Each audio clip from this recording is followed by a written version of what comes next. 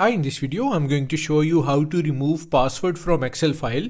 Removing password protection for Excel may be necessary to streamline collaboration and facilitate seamless sharing of information, promoting a more efficient and accessible workflow among team members. So let's start the video. So this is our sample Microsoft Excel file. If we open it, you can see it's password protected. So enter the password. Now to remove this password protection from Excel file, click on File and then click on Info. You can see a password is required to open this workbook. Click on Protect Workbook and then click on Encrypt with Password. To remove the password protection, simply erase this password